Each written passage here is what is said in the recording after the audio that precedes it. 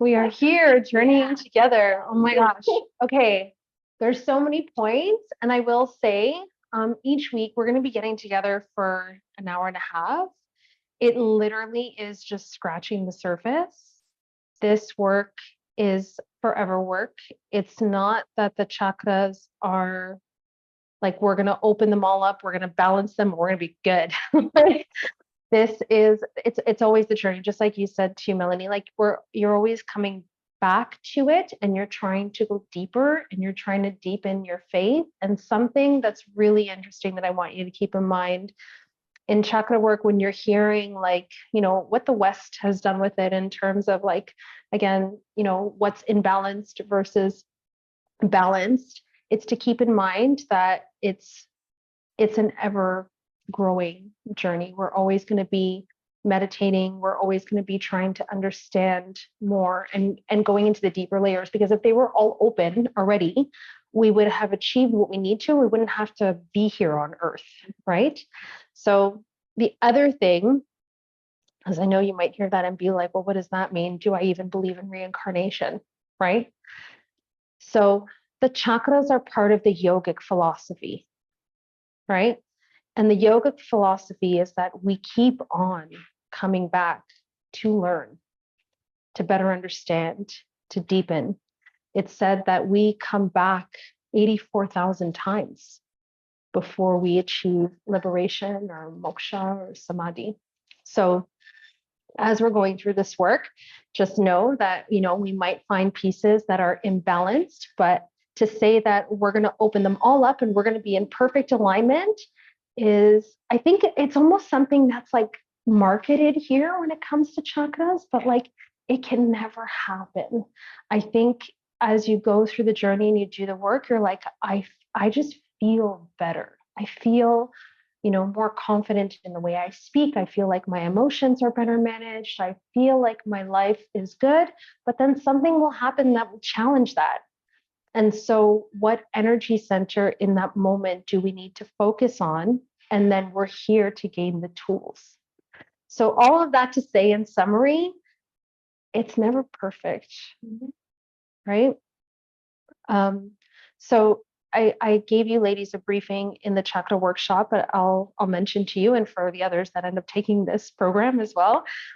My journey with the chakras is, as a child, I was always a big feeler and I was always quieted or punished, right? So when I was like emotional, like sad or angry, like I remember being so angry, I would cry and I would get made fun of, for crying. And it's like, I don't know how to handle this.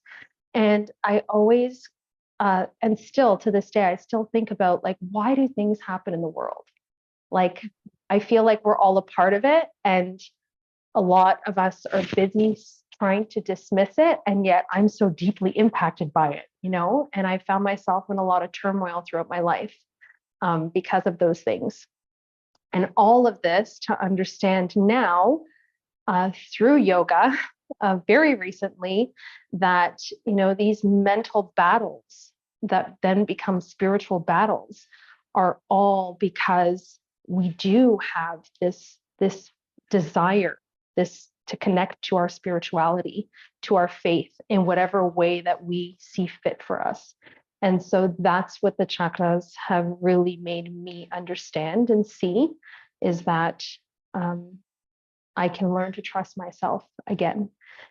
So I was talking about this earlier today too. If we keep in mind the systems and the structures such as patriarchy that exist today that have pulled even the woman away from her knowing, right? Trusting her intuition, right? These are things that have been again, we've been quieted, right? Like, no, you don't know that. Or even when it comes to our cycles, like there's so many programs out there now that talk about that. And then even moving into the phase of menopause in different parts of the world, it's like you're highly regarded once you reach that stage of life because you've lived, there's a ton of wisdom in you. Meanwhile, here in the Western world, it's like, well, you're crazy now, right? You're menopausal, you've got PMS, or you have no value anymore, right? And when we were on our cycles, it was like, it was gross, it was dirty. And so I feel like now this, women coming forward and stepping up to take whatever, programs, courses, doing the healing work, we're all trying to come back to this knowing of like, who are we behind the stories that we've been told, the lies that we've been told, and how much more can we tap in to trust ourselves and even heal ourselves, right? Physically, from physical pain in the body, emotionally, the trauma that we've taken on. Okay, so in short, that's what the chakras has meant to me and the understanding that it's brought to me. It'll be different for all of us. And I said this in the workshop too. Even the chakra colors is a new age thing. It's evolved over time. When you see these pretty little colors on the wall, what we want to think about more is each chakra is associated with an element: fire, water, earth, space. And if you just think for a second, or if you've even been on a plane and you look down, you're like, oh my God, we're like microscopic up here. All right. And if you zoom out in the galaxy, this is why you hear people say we are literally star seeds, because you can't see us from up there. So with all that in mind, we literally have all of the elements within us. So when you're meditating on the chakras, when we're doing mantra or mudra, and I'll talk about what those things are, or even when you're doing asana, because certain postures are associated with certain chakras, it's to tap into that energy. And so the colors that come up for you associated with that chakra might be different. Okay. Yes. Because I've been meditating on chakras, and then I'm like, I can't see the color. Like sometimes I see the color because you're focusing really hard. But sometimes I just can't. But I'm like, I'm feeling something's happening. So again, all of this to say in short, all of this knowledge is put in front of us to gain deeper understanding of ourselves. Nothing is set in stone. And something even that wasn't Sage Patanjali, it was, I believe, the Dalai Lama or Zen Buddha that said, even the information that I give you, question. That is your spiritual journey. Just because I'm saying it, don't take it for anything. Our journey is for us to discover, because again, all of the elements, spirit, God, however you want to reference that, it's all in us. So we know. It's just how can we work with each other and guide each other back to that knowing. Cool? Yeah.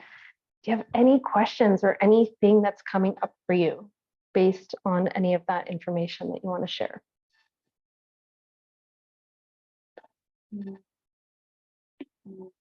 Question. Mhm.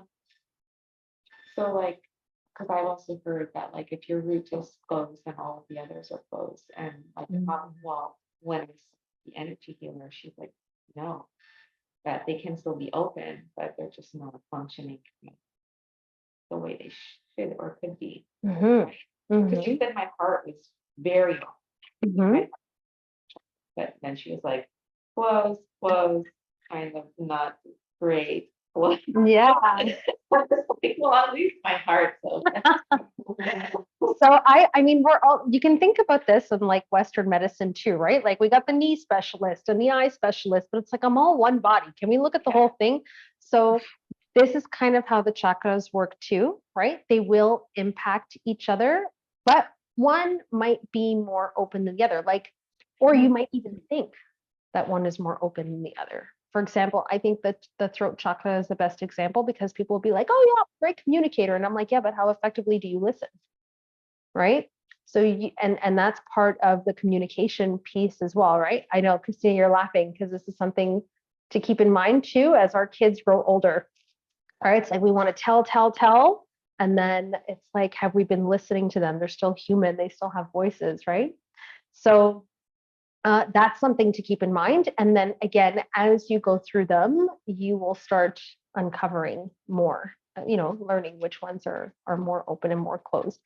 But in India, something interesting to also keep in mind, again, just to reiterate that there's no right or wrong way. They actually start from the third eye. They don't even start from the root chakra, right? Like here, you'll hear people say, like, I need to start healing from the bottom up because your root is like your stability, your foundation, your security, and that seems to impact everything. But in India, they will say to you, if you don't have your knowing and your intuition and your seeking, then what will you ever accomplish, right? So it really just depends on you. You can start from the top, you can start from the bottom. Sometimes I feel like I started from the center, right? Because I had a lot of anxiety. So I used to feel it right here. It's like literally, I want to do something, I want to say something, turning my camera on social media. I would want to vomit and cry. Like it was such an agonizing, yeah. You seem so comfortable with Oh man, it was so hard. And even to be that person that was talking to my phone with nobody talking back, like it was so weird, and that all had to do with, my power and my voice, Cool. Okay.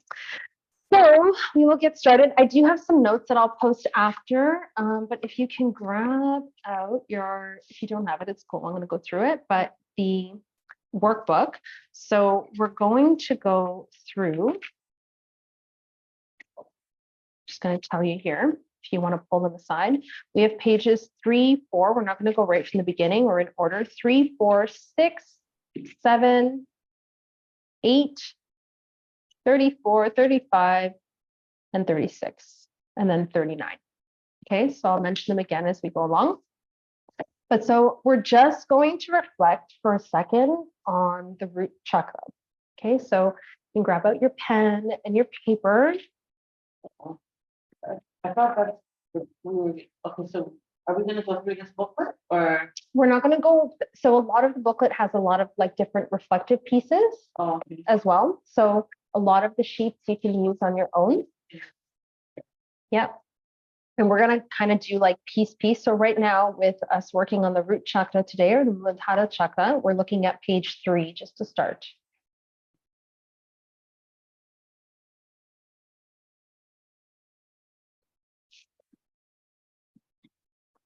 You got it? Root chakra? Yep, root chakra. Okay. So what I'm going to do is read off to you what would be considered, I hate to say balanced, right? Or imbalanced, but when we're feeling good, right? Or when we're feeling confident in our root chakra, these are some of the things that we would feel. Okay. I'm speaking more to the positive side. And so when we're thinking of where we might need to work on the Muladhara chakra, I want you to think of, is there anything happening in your life at the moment that would make you question whether this is something you possess positively? Does that make sense? Or to make it simpler, do you feel like you're balanced? Okay. So in the Muladhara chakra, we would have patience. Okay, so we can simply write down. So my root chakra said, Yeah. Asia. Mm-hmm.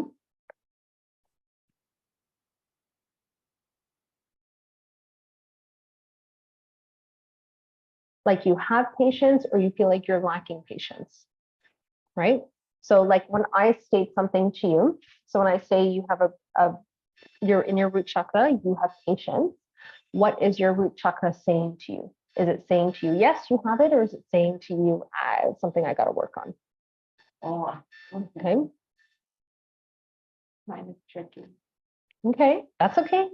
And literally, this is your journaling, right? So like, don't even worry about making sense. Just whatever's coming into your brain, write it down. Okay, we're also organized and motivated. Organized. Mm-hmm. We have vitality and strength and a sense of belonging.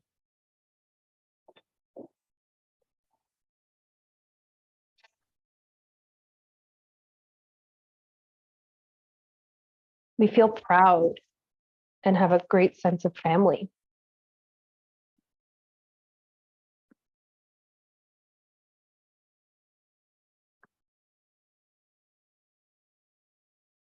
We feel secure and stable.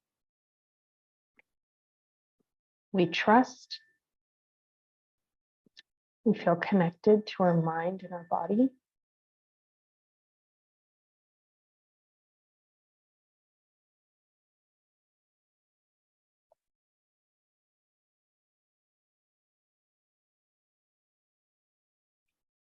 We have a great sense of connection to community.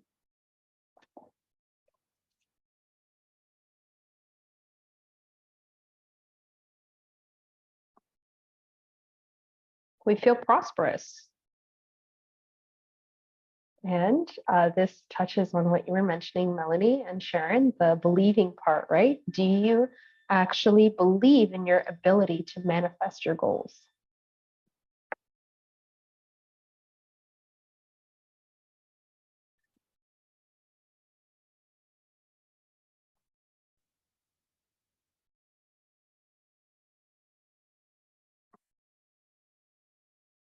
All the root chakra, Mm-hmm.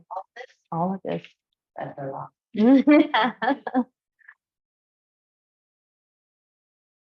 Where is the root chakra? Yes, location. So location of the root chakra is right at the base of your spine. Okay.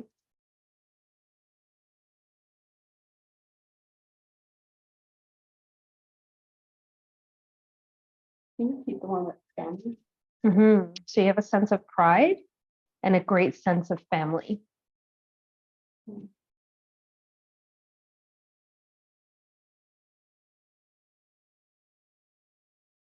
You feel that you have a right to be here on earth. You feel that you're connected to earth and nature.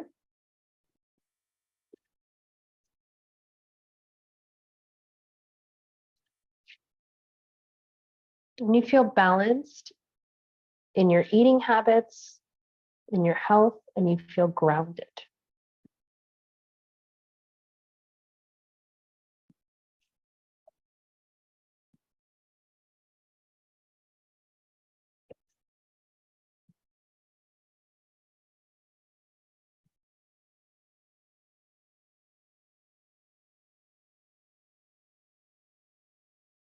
Okay, so if you're using your journal, you can take note that when you look at the workbook that you got on page 4, it's a chart.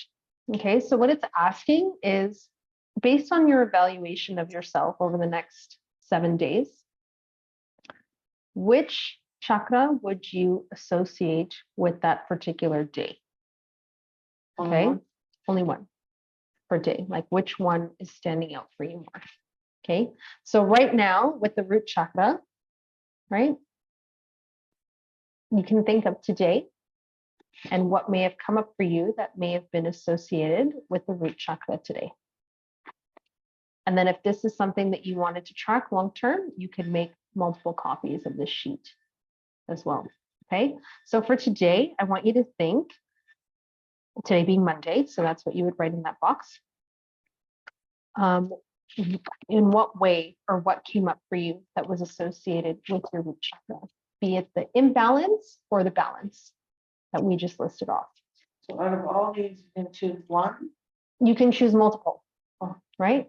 So think of how your day went, right? Whether you were feeling connected to your family today, maybe you felt connected to nature today, or maybe you feel the opposite of those things. So just making a note of what may have happened in your day today associated with root chakra. Can it be a little bit of both? Like Totally. was connected and Yeah, absolutely. Yeah.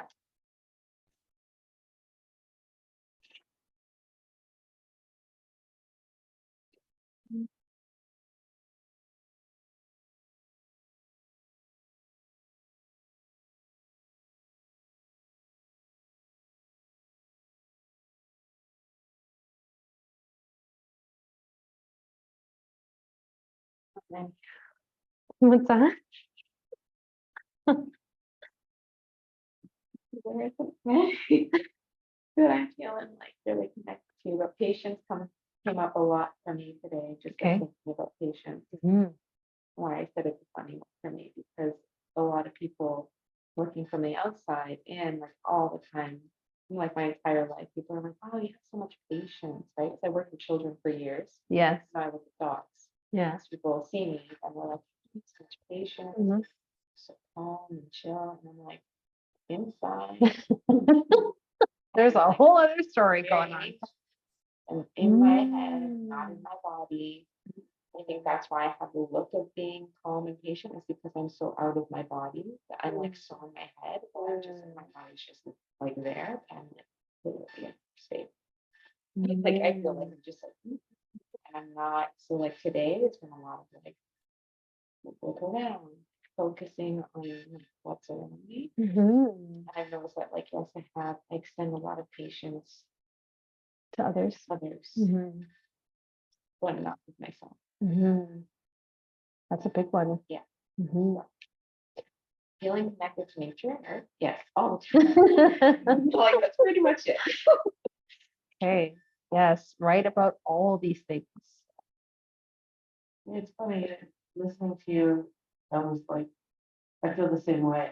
A lot of people say I have a lot of patience, and I feel like I have no patience. That it's my biggest weakness is trying to be patient. Like, Yeah. It's what's happening on the inside, right? That people can't see. yeah, Yeah. It's a tough Yeah. one. And I think this is where this work really comes in handy, because yoga, the chakras, all of the mantra, asana, meditation, all of these things ask you to spend time with yourself, away from the noise of the city, of other people. And this is what we're in, right? The busyness, the chaos of the world that we live in. So it can be really challenging when we have so many things happening at such a fast pace in our phones, conversations with people, work, all of these things that are going on. And then on the inside, we're like, oh, we're supposed to deal with this more positively. We're supposed to have more patience. We're not supposed to feel rushed. It's such a challenge. Of course, it's such a challenge. yeah, Yeah. that's for sure. Yeah. I I think that literally feel, oh, sorry. No, it's I okay. feel the same way. So you're Melanie, right? With the long hair. Okay. So when you were talking about kids, actually a school counselor. So I have the whole 8th grade. My building has like 1,200 kids. So just the amount of good mornings and conversations and daily things that come up. I have my days where I'm definitely not patient at work, but it's good that we can all kind of connect on that, because I think it is very normal, like Jen said, where it's like, okay, we can present ourselves a certain way and people may never really know what's really going on, Yeah. beneath the surface. So I think that's really important to at least, identify and address. Yeah, absolutely. And I think that's why associated with the root chakra, Muladhara, is getting outside in nature, where there is peace and quiet, returning back to that sense, our sense of normalcy. That is our sense of normalcy, of calm and peace. It's not busy, it's not chaotic. And more science is coming out on that too. We know this. Like, I think one of the trending fitness things to do this year across the globe is outdoor fitness, because people are understanding this more. So yeah, it's such a big one. Okay, so on the next sheet, can we do a time check? 7:07? So, Okay, we're going till 8. Okay, perfect. So on page 6 of the workbook is a similar chart. And so now it's asking which of your chakras are blocked or unblocked, right? So again, today, given we're doing one chakra at a time, we're going to go right down to the bottom, Muladhara, okay? And we're going to look at what in that list came up for us that was a block, okay? So pick 2 to 3 things that really speak to you, right? And then out of the list of balanced pieces that we talked about, list those in the right-hand column. Sorry, blocked was in the center, and then how to unblock them. Oh, this we're going to go through in our practice. Sorry, I read that. So we're just listing which of the pieces that we talked about earlier came up for us as blocked, that really stand out.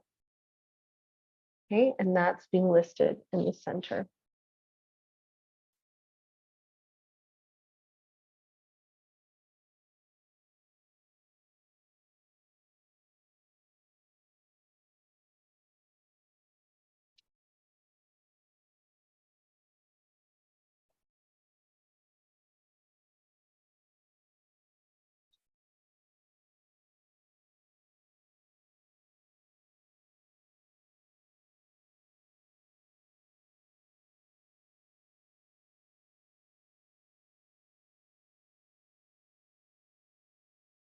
Okay. Okay, so on page 7, is everyone okay to move ahead, or do you need a second? No. You're okay? Christina, you're okay? Good. Okay, so on page 7 is a chart. It doesn't nearly list all of the things that I listed to you in the beginning when it comes to a balanced chakra, but it gives us a bit of an idea. Okay, so again, there's a lot to go through here. You can read this on your own time, but if we go down to the root chakra that we're covering today, having a blocked chakra, again, would be fearful, anxious, unsure, financial instability would come up as well. Also family instability, right? Pretty well the opposite of everything that we talked about, and feeling ungrounded as well. And then the opposite of that would be, feeling that we're safe, secure, centered, grounded, happy to be alive, and all of the other things that I listed. Now, having an overactive chakra, can you envision what that might look like? Ready. Okay. I'm gonna read this to you. I'm gonna read this to you and just let me know if this kind of makes sense. Okay, so to have an overactive chakra would be to be greedy, to lust for power, to be aggressive, and to be materialistic.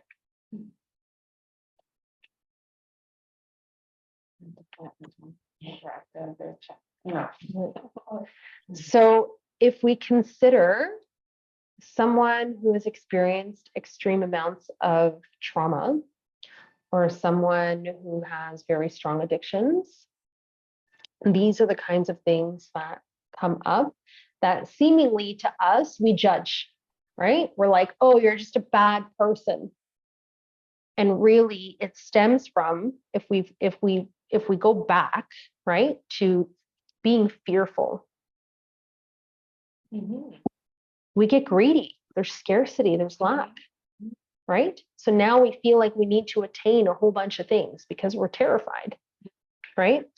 Or we lust for power because people have taken advantage of us, maybe financially, and this is why we feel financially unstable, right? So it's very important to be aware of the differences between being blocked and being balanced and being overactive, because they are all part of the human experience. And this is why I love the chakra system so much, because it's like, holy cow, you mean that these people in India thousands of years ago had our psychology figured out? Totally figured out that if we actually knew this information, that we would have less what we've called bad people in the world. If we actually help them identify that, hey, you're just human. It's, if I heard your story, I can understand how you got here, and we can come out of this if we just identify how you got here. It's really wild when you put it into that perspective, right? Because then you can understand how a child grows with so much anxiety, so much fear, what was happening around them that created these emotions. Any questions so far? Okay, so we'll refer back to that list on page 7 each day, and that'll help open up a lot more there too. Okay, let's go through page 34. Okay, so now that we've gone through the list, right, we've talked about like, how would I know that I'm feeling okay in my Muladhara, or not feeling so okay, or that like it's really taking over. Like there's so many things going on there that I'm just not feeling good about. So with that, why do you feel that you would want to work with the root chakra at this particular moment? Because keep in mind, this can change, right? So at this particular moment, with what you have going on and what we've reflected on so far, how do you feel like you would want to reflect into the root chakra?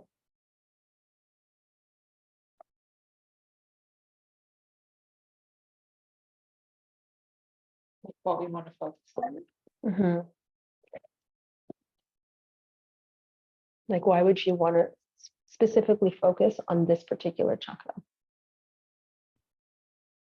I want to work on my patience and my organization. Although I'm very organized, Mm-hmm.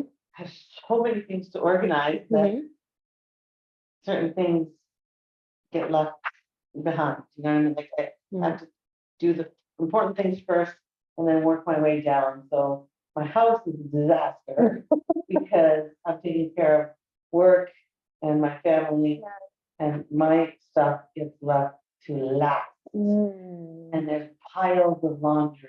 Piles. Yeah. Not even fold. Like I usually just lay them out nice so they don't get wrinkled. There's just piles. I don't have time for anything. So like I'm very organized, but I'm very unorganized at the same time. So you, okay. So you feel like you need more organization in your household in order to feel better, to feel more safe, secure, whatever that's coming up for you in the root. So you can take note of that, right? Maybe that's something like you want to designate more time to put yourself first, to get more organized, if that's something that's important to you. I can totally relate to that. I remember when the kids were small, it used to drive me bonkers when the house was so like messy. And then I realized, okay, that's something I need to let go for now, and I will have my time. But so now that I have that, they're older, I'm like, I like my stuff very neat and proper. And that's important to me. Like it makes me feel good.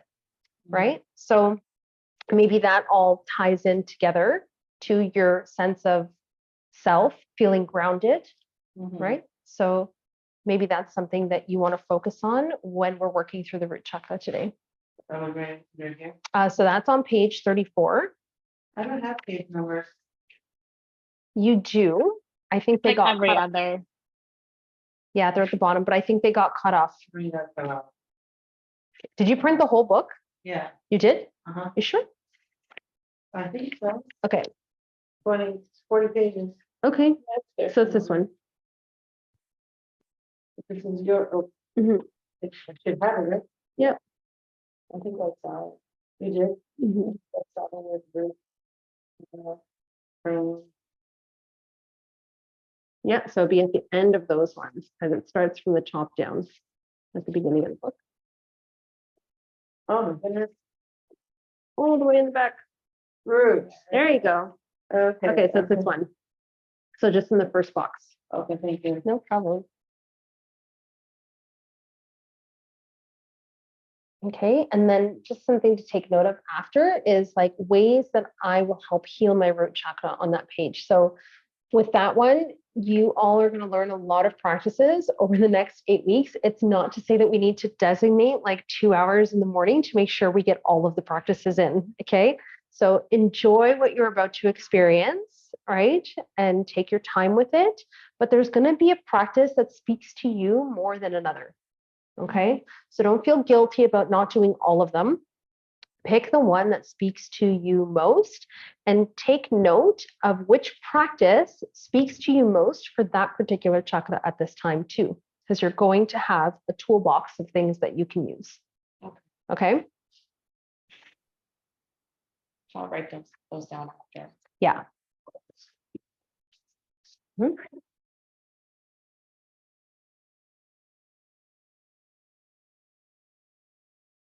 And then there's just a cute little page on page 35 where it gives you an opportunity to be creative.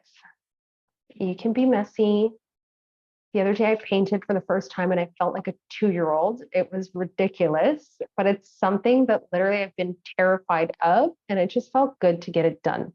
So whether it's that you want to draw stick people or you want to color in a flower or you want to write a little poem, something. On page 35, you're going to fill this space with anything you can relate to the root chakra. And literally, it's not today that we're finished with the root, right? We're going to be thinking about the root and keeping it in mind all week. So come back to this throughout the week, and anything that comes up for you, even maybe if it's a card deck that you're using and a message comes up to you, throw it in here.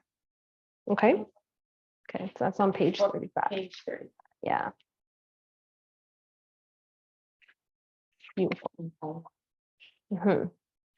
Okay, so we're going to be getting ready for our practices. So you do have a chart too about just general stones. So I brought them today. So we have jasper and hematite and agate. These stones are specific to the root chakra. Now, crystals don't resonate for everybody, but they're huge because we just talked about having all of the elements, right? And we understand that these stones are mined from the earth. They come from the earth. And so this is why they're said to be very powerful, and they've been meditated on and used for years. So I think a lot of people just think that like the healing properties just kind of fell from the sky, and so it's BS. You know, a lot of people think that about the great sages and mystics who have talked about the chakras for so long too. And they're really downloads that came in from God, and it worked for them. So it's not like, oh yeah, this is some kind of something, but no, they actually use these tools and they actually work for them. Okay, so in working with the crystals, if the root chakra is something that you feel like you're really struggling with, you can put them in your pocket, you can carry them, you can hold them, just like your mala, right? When you're doing your mantra, you can hold it in your hand when you're meditating, or you can even have it just on your yoga mat as you're doing your practice. Okay, so it's really up to you. Okay, so you have a little chart there for your reference. And then on page 36, we're going to be going through this today. We're going to talk about different affirmations specific to the root chakra, and food and yoga poses and areas of your life we pretty well covered. But there's a whole bunch of different things. So I wanted to make sure that I gave you all a little bit of everything so that you can walk away and explore these things and choose whatever resonates. So for instance, the essential oils would be sandalwood. So maybe you even like to burn incense. So sandalwood would be a good one for the root chakra. Cinnamon. It's on this one. Ooh. Oh, that's Yeah, so essential oils. Oh, it's Yeah. good. Where was I? Sandalwood, whatever. Yeah, cinnamon. Myrrh. And I really myrrh is MYRRH. Yeah. And I really love ylang ylang. If you've never smelled that before, it's so pretty.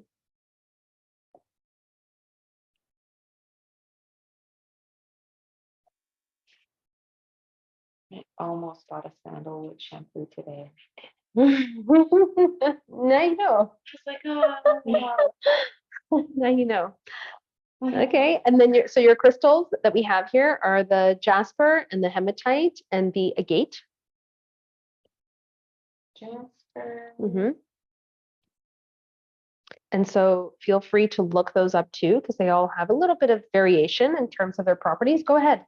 Yep.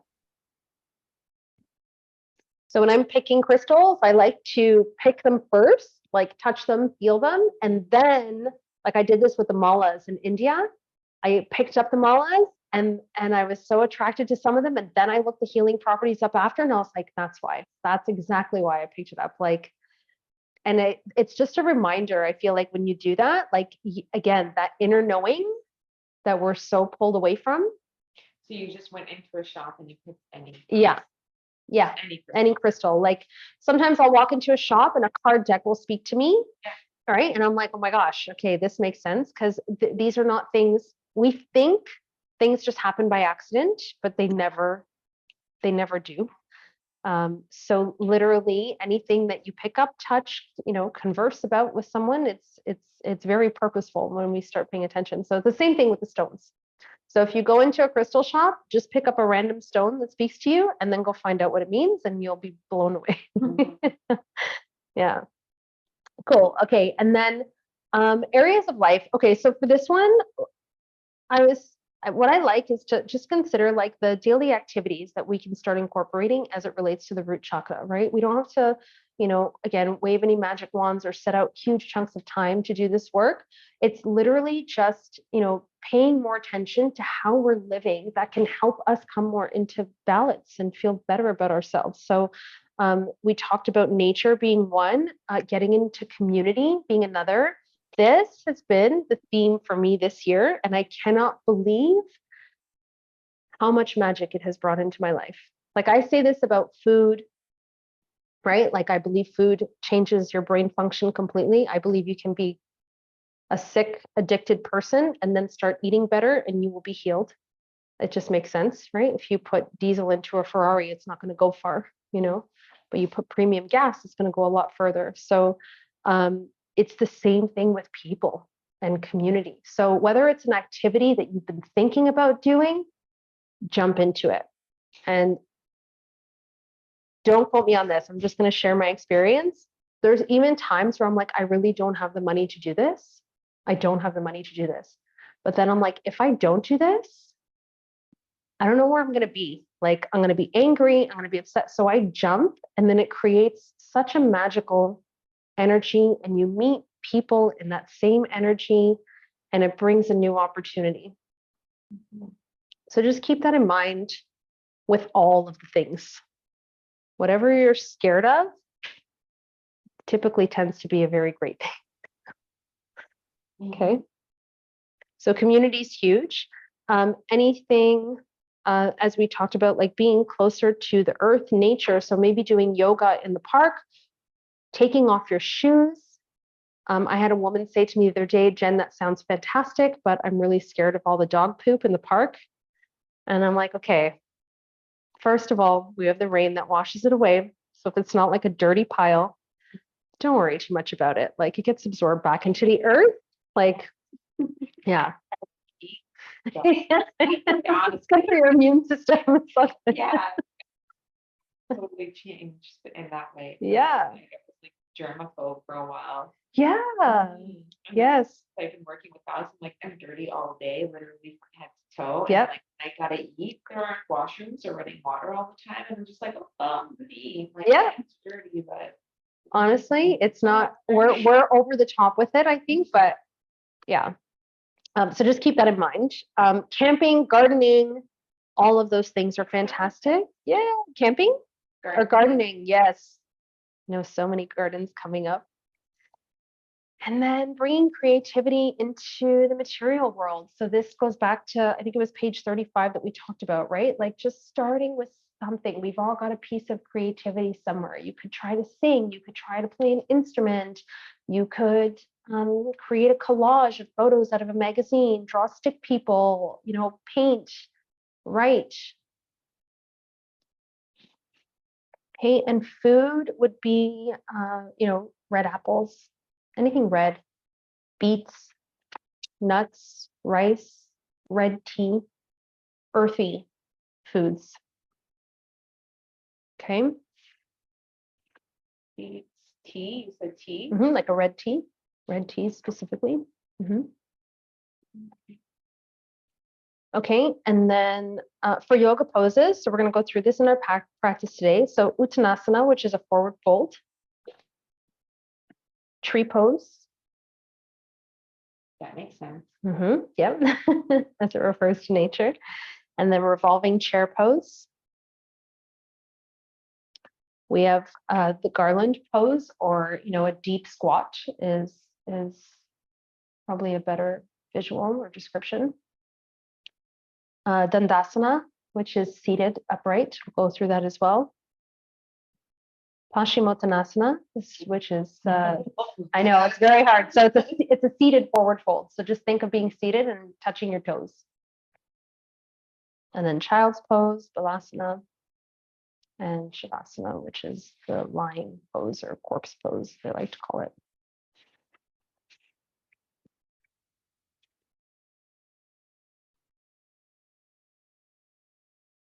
Cool. All right, ladies, I'll meet you on the mat very soon. A little bit of breath work, okay? And then once we're done with that, we're going to go through some postures, asana postures, okay? So we'll start off with just rolling the shoulders down and back and palms facing up. Wonderful. And then closing down the eyes and taking a moment to just notice the breaths here. So not trying to force anything. Literally just breathing into the nose and allowing that breath to travel down. Exhaling softly. And then just spending some time tuning into the body, relaxing through your toes, through your knees, through the shoulders, and the fingertips, relaxing your jaw. So if your teeth are clenched, just give them a little bit of space.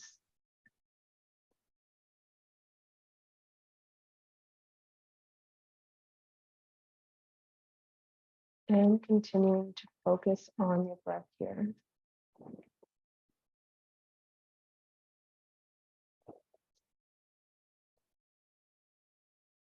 And so we're just going to open this practice with one Om and a mantra. I will give you some space to repeat the mantra after me, or you can just listen with your hands to your heart center, taking a breath in.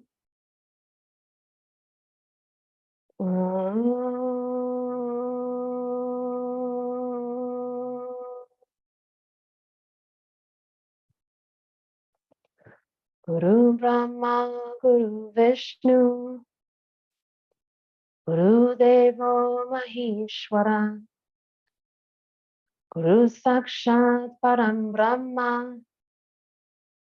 Tasmai Shri Guruve Namaha. Om.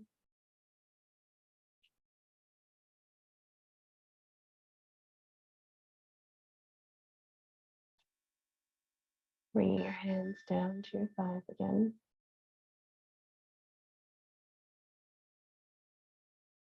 And then bringing your hands into Gyan Mudra, which is your index finger to your thumb. This is the Chakra Mudra. Your index finger is representative of the ego, and your thumb of Supreme Consciousness. And so in joining the index finger and the thumb, we're just asking that through this practice, we can step away from the ego and tap in to this inner knowing.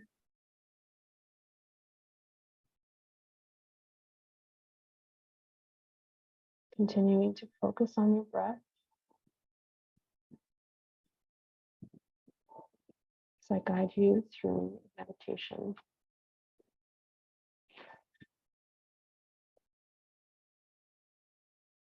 So just noticing how your breath and energy are naturally drawn downwards towards the base of your spine to your Muladhara chakra.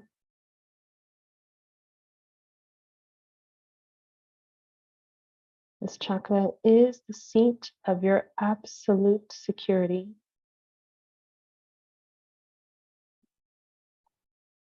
And so to connect to your root chakra more deeply, take several breaths. Inhaling from the ground all the way up your center. And exhaling, drawing that energy down towards the Muladhara chakra again. So taking several breaths to visualize a red square surrounded by 4 red petals at the base of your spine, as if you're sitting on it.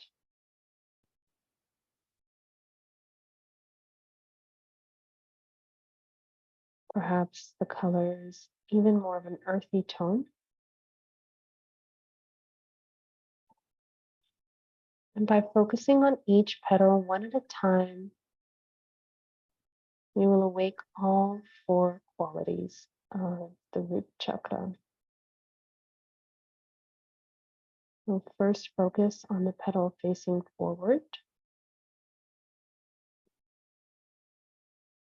And this petal is associated with grounding.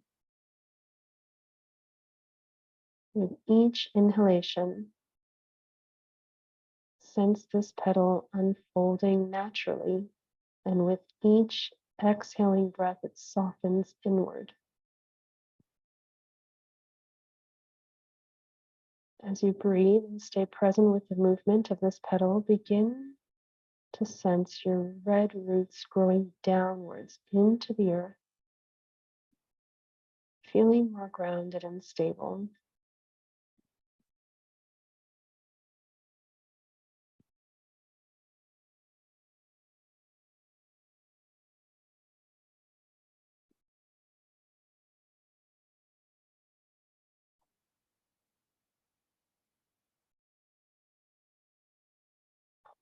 And now focusing on the petal facing to the right,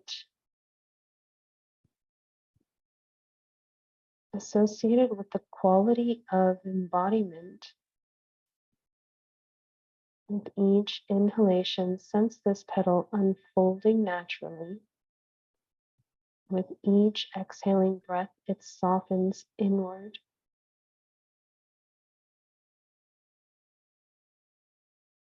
As you breathe and stay present with the rhythm of this petal, you become more grounded in your body.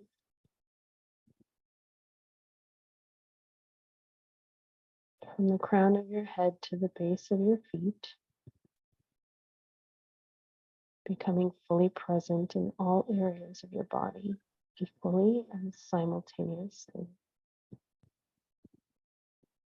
Feeling present in your body.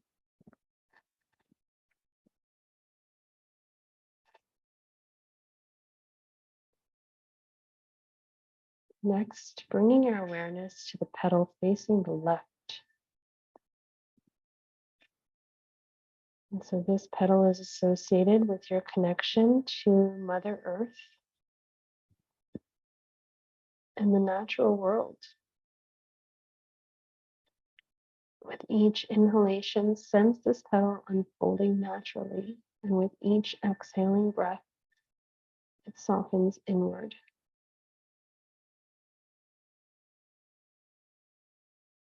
As you breathe and stay present with the rhythm of this petal, you can begin to feel your deep connection to all living things, to all of nature, and to your surroundings.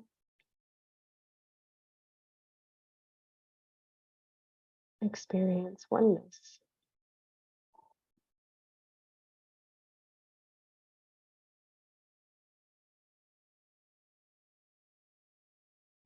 Next, we're focusing on the petal facing backwards, associated with the quality of sustenance. With each inhalation, sense this petal unfolding naturally. With each exhaling breath, it softens inward. As you breathe, stay present with the rhythm of this petal, drawing all of the support and substance from Mother Earth.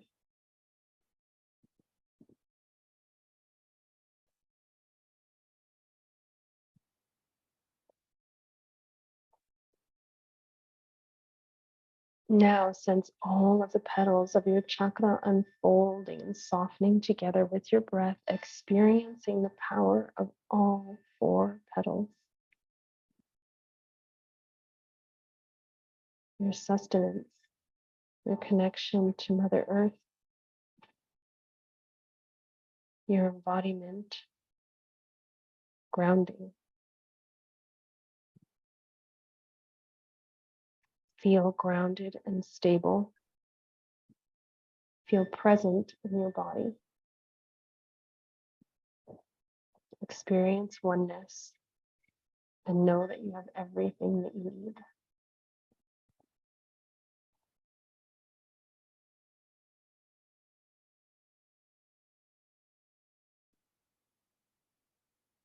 Mentally repeat to yourself, I am stable. I am grounded. I am present in my body. I experience oneness. I have everything I need.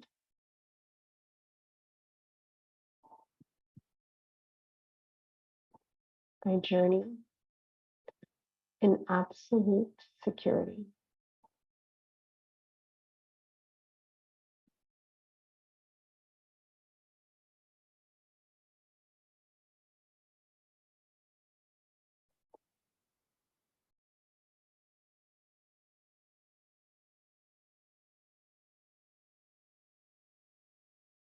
And so for 7 repetitions, we will chant loudly, still with your eyes closed, with your focus on the root chakra at the base of the spine, with the frequency of Lam. So on your next inhalation, breathing in from your root chakra all the way up. Lam, Lam, Lam, Lam, Lam, Lam,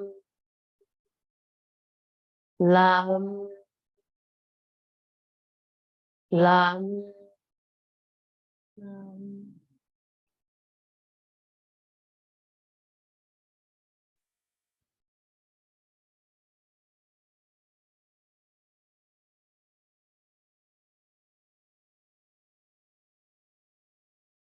And slowly bring your hands over the head, rubbing your hands together. Bringing your palms over the closed eyes, opening your eyes in the palms, and slowly bringing the hands down, keeping your gaze at the ground. Wonderful, and getting ready for a movement practice. We are going to come to standing.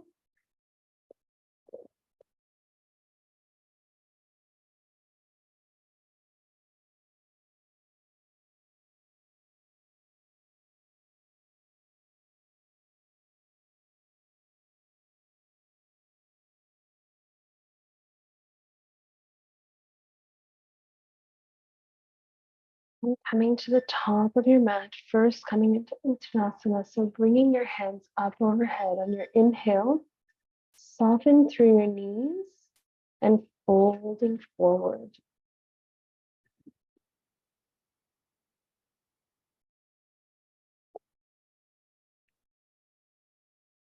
Inhale, bringing your arms together, just holding at the elbows around the forearms and just swaying from side to side here. And while you're here, really pressing your weight into the toes or the forefoot. So being light on your heels. Letting your head hang down low. And slowly bringing your arms down with your arms extended beside your ears. Inhale and come all the way back up to standing. And so we're going to get into tree pose here. So bringing your feet together at the top of your mat. And tree pose can be here, so just at the calf, or if we can, we want to bring it right up into the thigh. And so really making sure here that our toes are splayed, that we're pressing into the ground. Good. And no matter where we are in our stance, that we are pushing both together. So our foot is really pressed into the side leg. And also we're really squeezing through the glutes. Choose your focal point here. Taking your time. And then if you can, bringing your arms up overhead.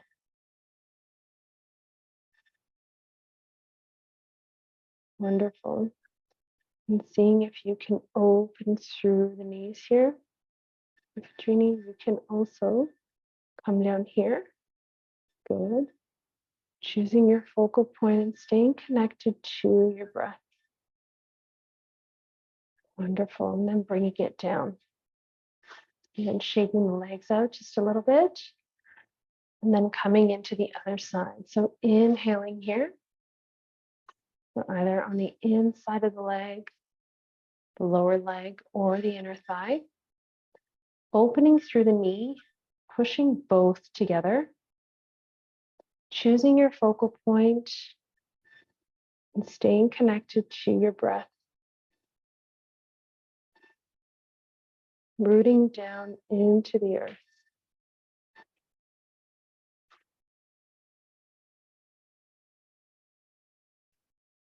Wonderful. And bringing the hands back down again.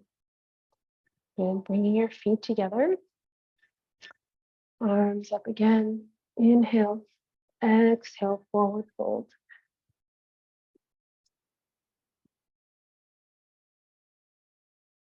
And coming into our revolving chair pose. So we're just going to start bringing the arms up again beside the ears, sitting into the heels, and coming into a chair pose, and then bringing your hands down to your heart center in prayer. And then we're going to bring our right elbow towards the outside of the left knee, really lifting the chest up. Staying connected to your breath here. Exhaling, bring it down to the ground, forward fold, lifting through the tailbone if you can, getting a little bit of extension through the back of the knees. And then bringing your arms together, holding on to your elbows and rocking side to side here.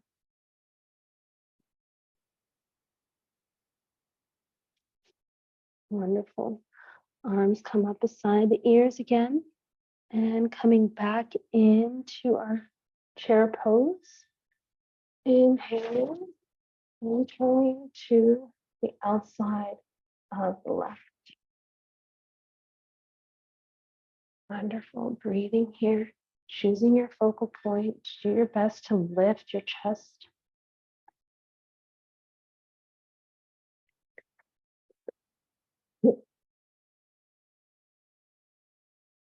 And coming back into center, reaching arms up overhead. Wonderful.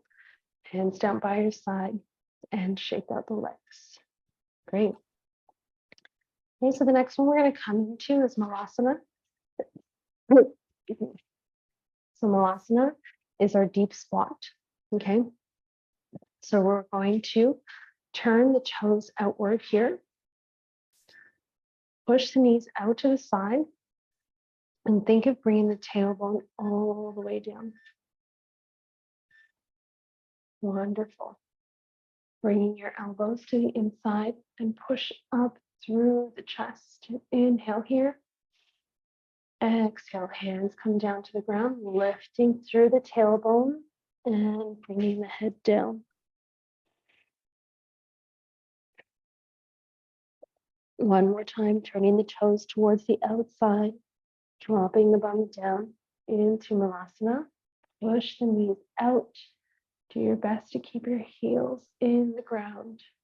Wonderful. Exhale, hands down to the ground, lifting the tailbone up towards the ceiling. And just swaying side to side here.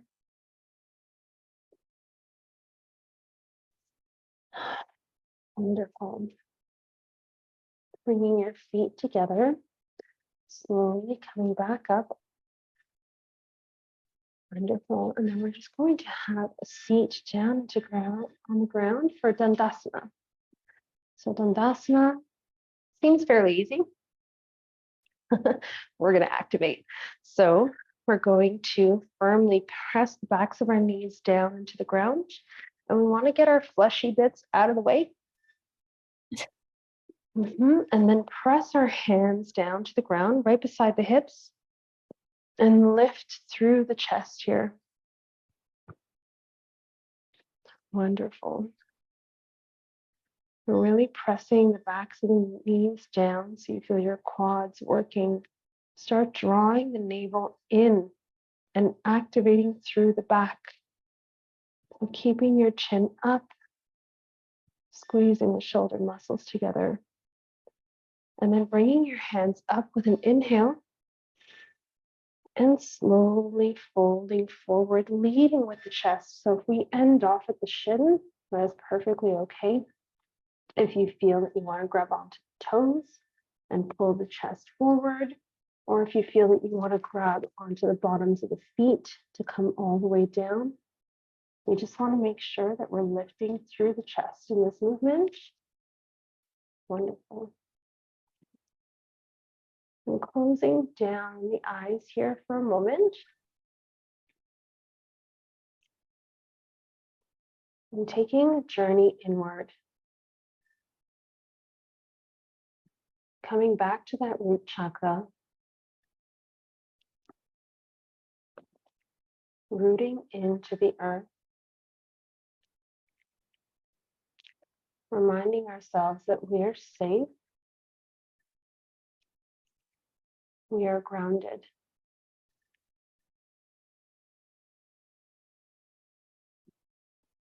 We are supported. And we have all the tools that we need.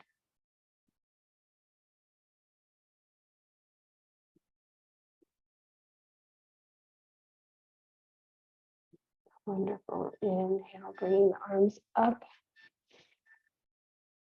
Exhale, coming back down into Paschimottanasana or Dandasana, sorry, really pushing the chest up, pressing the hands down, and see if we can just reach up through the chin here. And then coming into our final pose, child's pose. So just bringing the legs over,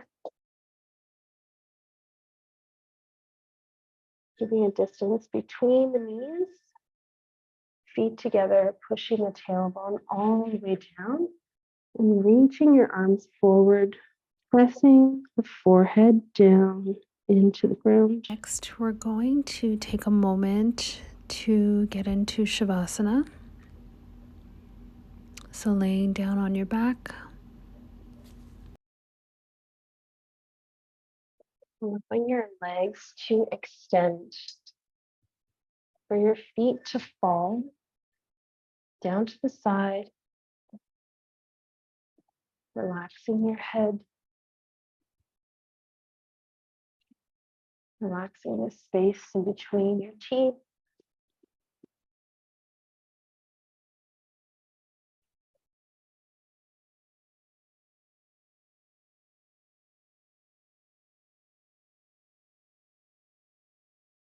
Tuning into the breath.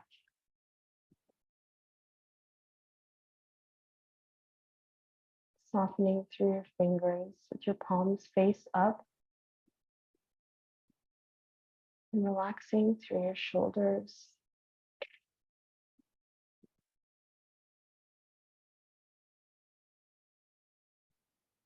And tuning into the energy that came up for you today in Muladhara.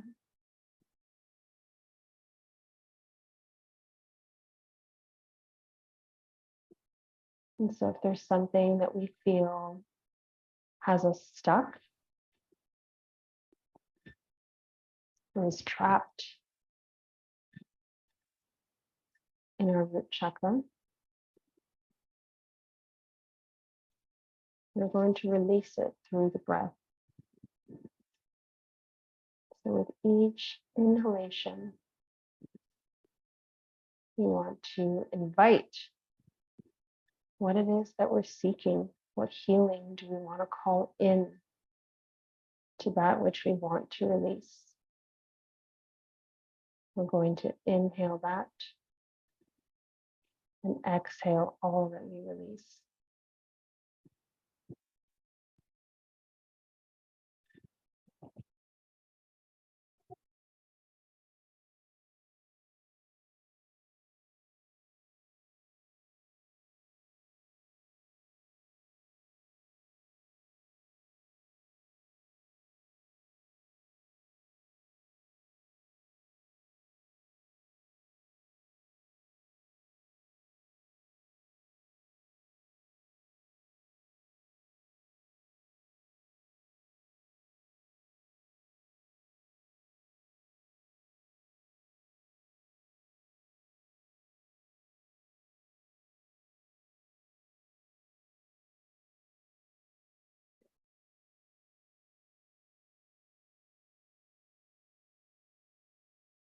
Reminding ourselves that we are grounded,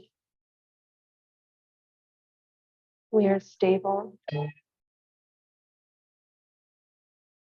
we are loved and supported.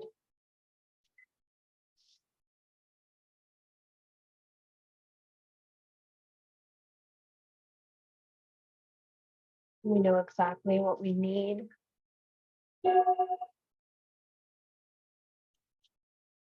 At any moment, we tap in.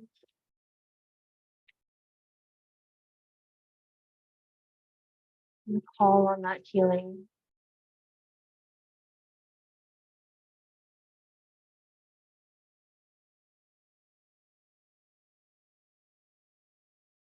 Slowly wiggling your toes and your fingers. Coming back into your body and taking a moment to roll onto your right side.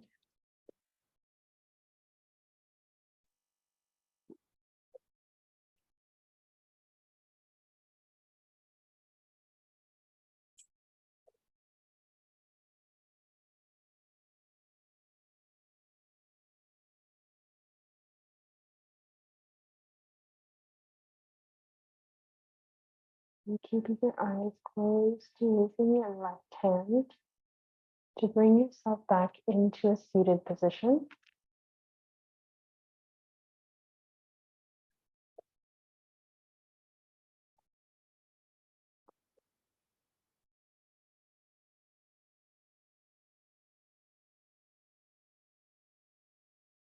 And closing out our practice with one Om and three Shanti.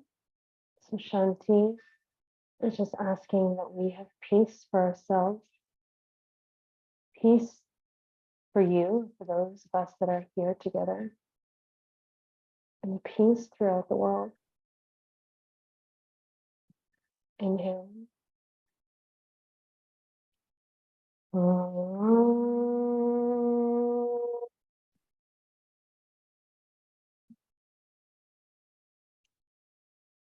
Shanti, Shanti, Shanti.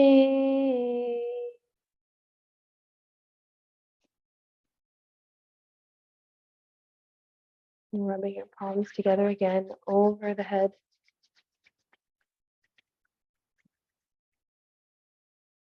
Bringing your palms over the closed eyes.